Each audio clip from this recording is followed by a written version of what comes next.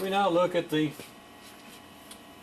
process of evaluating a function that involves a trigonometric function. This function f of theta equals 7 sine theta at several different values of theta.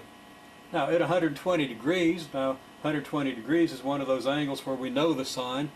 The sine of 120 degrees is the square root of 3 over 2, so when we plug 120 degrees in for theta and have to take the sine of 120 degrees then, we get the square root of 3 over 2. And that'll multiply by the 7 that we have here. And we can evaluate this as accurately as we want, or we can keep it in exact form and write 7 square root of 3 over 2. F of negative 60 degrees, well, that's kind of an interesting case. Let's just take a look at the circle over here. We see that negative 60 degrees, which is here, is opposite to 120 degrees. The sign will be negative here because the sign is positive here. Well, clearly because the y, we're at the negative part of the y-axis in the fourth quadrant. The sine of 120 degrees is a square root of 3 over 2, so the sine of negative 60 or negative pi over 3 is going to be negative square root of 3 over 2. So that when we evaluate the function, we get negative square root of 3 over 2 times 7. And again, we can express that exactly or approximately.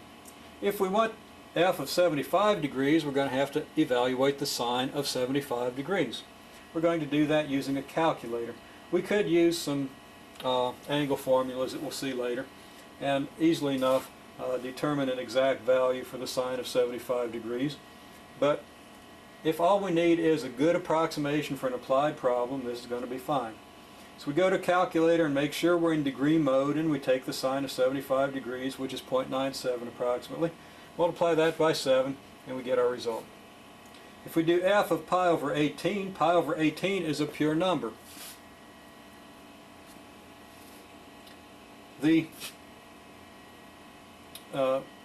Since it's just a pure number, it's implicitly in radians, because remember, if we don't write degrees or some other unit, any angle is automatically in radians by convention.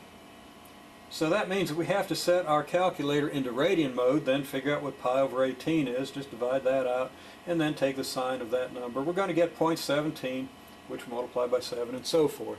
Similarly for 5.27, there's no degrees on that, no other unit, so it's in radians. We go to radian mode, we find its sine, which is negative 0.85, and then we multiply that by 7. Now just to wrap up for today, let's take a quick look at why the sine of pi over 3, and for some reason, lack of attention or something, I've got this written as a sine of pi over 6, but it should be the sine of pi over 3.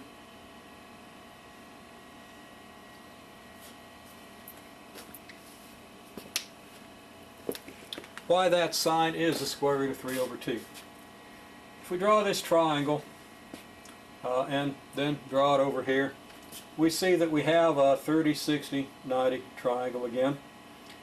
From what we discovered earlier, if we put this triangle on its side, it would be the same as the triangle we had when we did the 30-degree angle, and we see that this side is going to be 1/2 of A.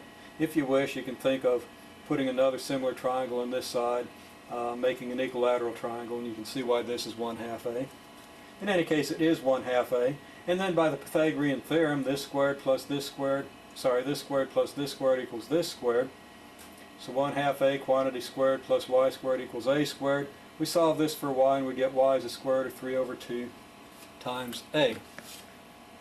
Let's go down here where we can see that. And of course, y is the sine, A sine pi over 3. So if A sine pi over 3 is a square root of 3 over 2A, we divide by the A, we see that sine pi over 3 equals a square root of 3 over 2.